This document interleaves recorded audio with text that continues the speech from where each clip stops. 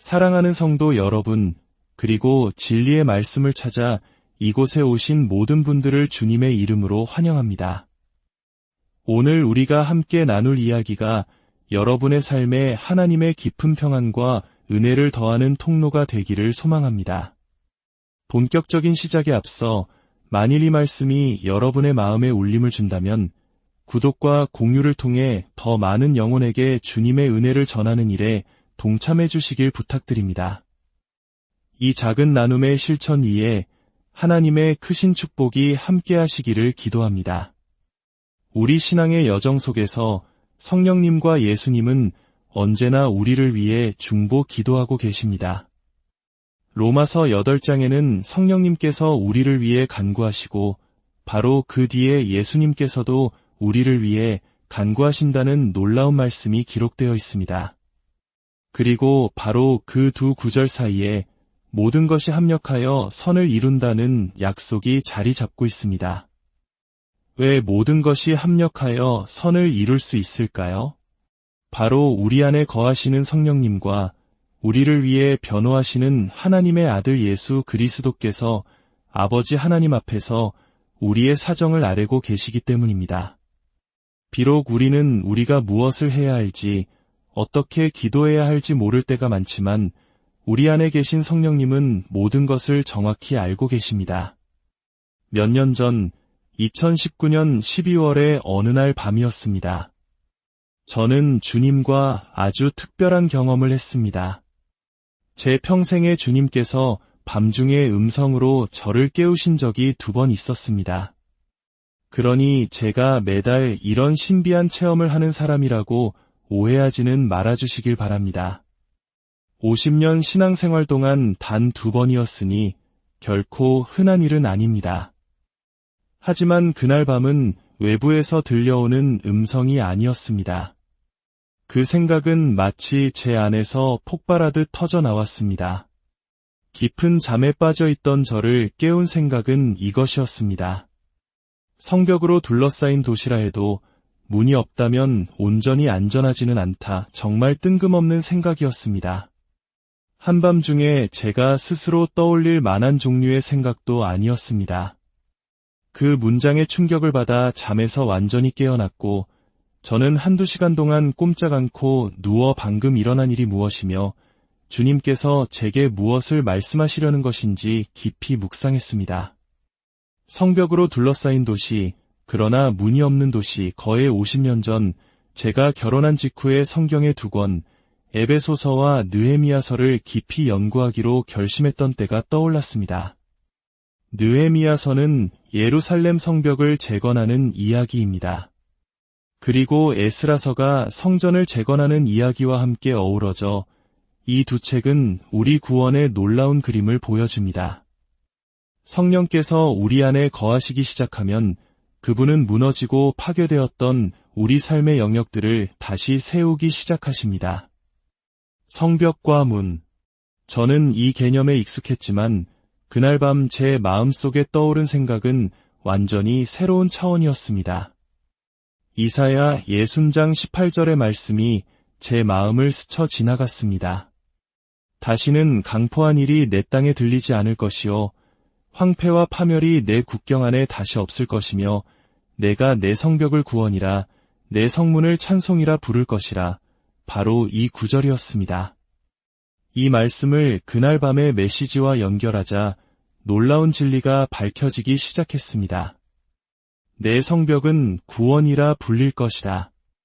이것은 하나님께서 우리를 위해 행하신 일입니다. 내 성문은 찬송이라 불릴 것이다. 이것은 우리가 하나님께 드리는 것입니다. 우리 삶의 견고함은 단지 하나님께서 우리를 위해 무엇을 하셨는지에만 달려있지 않습니다. 물론 모든 것은 그분이 행하신 일에 기초하지만 우리에게도 감당해야 할 책임이 있다는 것입니다. 문 없는 성벽 도시는 안전하지 않다는 이 메시지는 우리에게 구원에 대한 불안감을 심어주려는 것이 아니라 우리의 책임을 일깨우는 부르심입니다.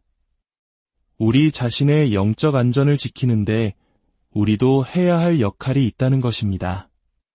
많은 사람들이 타협하지 않는 믿음 때문에 끊임없는 영적 싸움에 직면하기도 하지만 반대로 어떤 이들은 스스로의 타협 때문에 삶 속으로 계속되는 갈등을 불러들입니다. 이는 마치 팔이 어깨 관절에서 빠진 것처럼 그들을 본래의 목적과 계획에서 벗어나게 만듭니다. 그들은 영적 전쟁이 자신의 삶의 본질이라고 생각하지만 사실은 그렇지 않습니다. 견고한 성벽 도시에 비유해 봅시다. 우리가 이 안전한 성벽 안에 있다면 밖에서 적들이 화살을 쏘고 창을 던져도 우리는 전혀 알지 못할 수 있습니다. 삶의 무너진 부분이 치유되고 약점이 강점으로 변화된 사람의 삶 속에서는 극심한 갈등의 한가운데에서도 우리가 그 갈등을 전혀 인식하지 못하는 평안을 누릴 때가 있습니다. 이것은 현실을 부정하는 것이 아니라 우리를 둘러싼 강력한 힘이 우리로 하여금 항상 악마를 의식하며 살지 않도록 지켜주기 때문입니다. 성벽은 구원입니다. 하나님께서 나를 구원하셨습니다. 그것이 그분이 하신 일입니다. 그리고 문은 찬양입니다. 그때 제 생각은 요한계시록 21장의 한 구절로 빠르게 옮겨갔습니다. 그곳에는 하늘의 예루살렘, 즉 성벽과 문이 있는 도시에 대한 묘사가 나옵니다. 그리고 이렇게 기록되어 있습니다.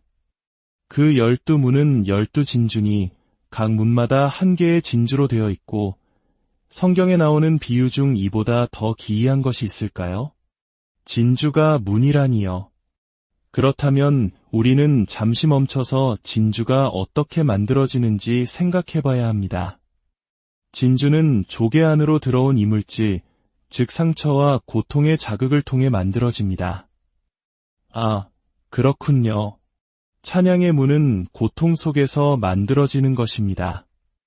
직장에서 월급이 올라서 드리는 찬양으로 만들어지는 것이 아니라 극심한 어려움 속에서 드리는 찬양으로 그 문이 세워지는 것입니다. 이 찬양의 문, 진주로 만들어진 이 문은 두 가지 역할을 합니다. 첫째, 원수의 맹렬한 공격으로부터 우리를 보호합니다. 원수가 우리를 대적하기 위해 사용하려던 바로 그 무기를 그의 손에서 빼앗아 버립니다. 감사를 통해 원수의 무기는 파괴됩니다. 둘째, 시편 24편의 말씀처럼 문들아 너희 머리를 들지어다. 영광의 왕이 들어가시리로다 라고 외치게 합니다. 이 문은 주님께서 들어오시도록 초대하는 통로가 됩니다. 똑같은 문이 한 분은 초대하고 다른 하나는 물리치는 것입니다. 이제 데살로니가전서 5장으로 가보겠습니다. 바울은 이렇게 말합니다. 항상 기뻐하라. 쉬지 말고 기도하라. 범사에 감사하라.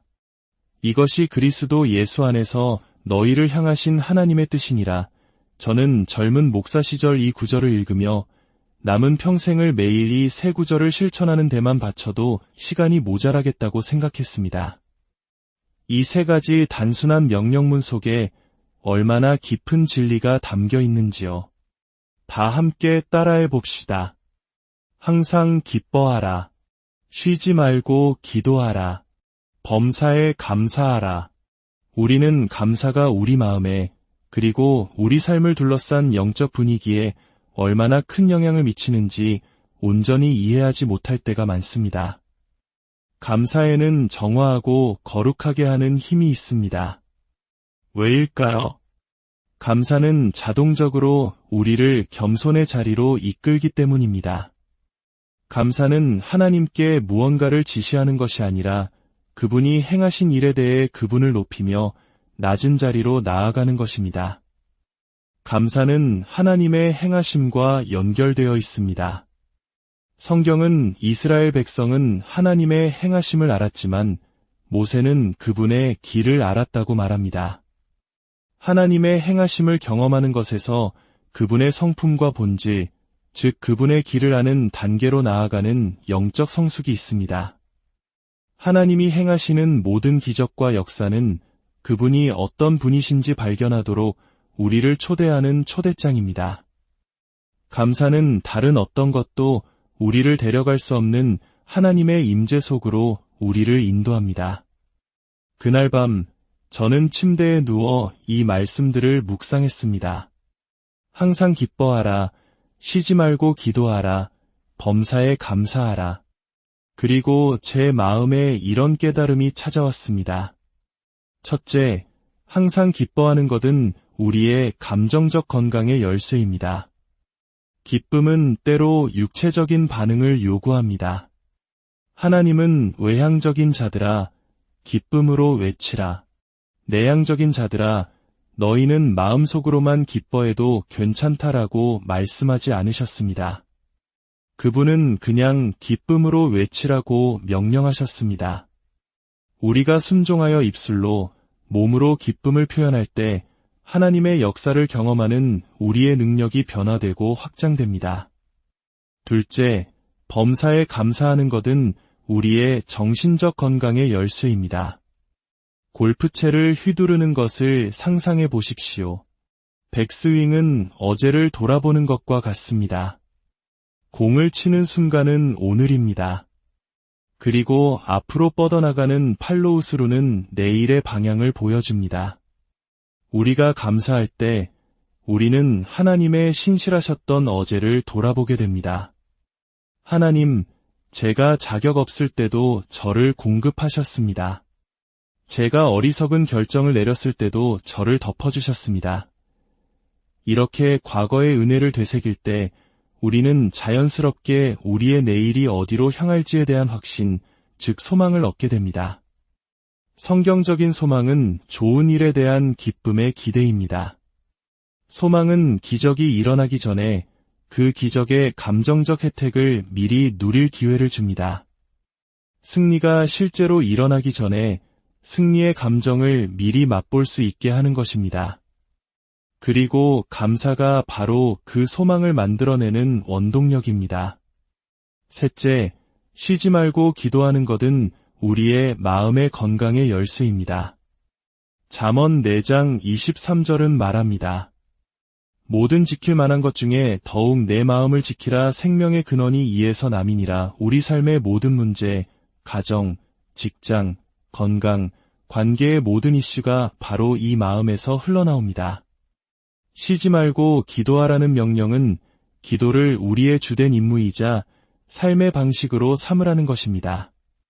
아침에 무릎 꿇고 성경을 펴는 경건의 시간도 소중하지만 기도는 그 이상입니다.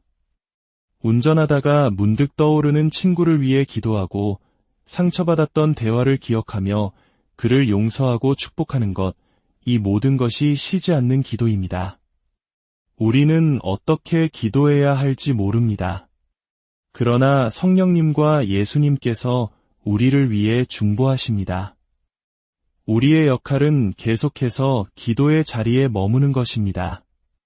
하나님 아버지는 이 땅이 당신의 자녀들의 기도에 대한 응답으로 가득 차기를, 그 열매로 풍성해지기를 원하십니다.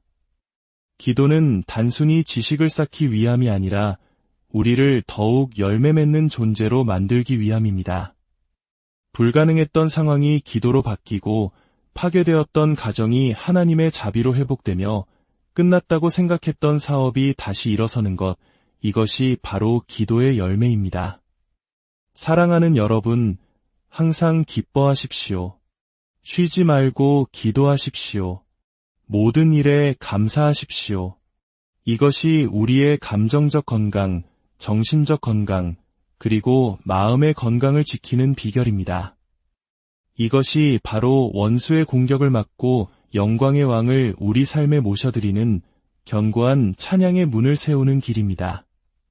아버지 하나님, 이 자리에 있는 모든 이들에게, 그리고 온라인으로 함께하는 모든 당신의 자녀들에게 기도의 은혜를 부어주시옵소서.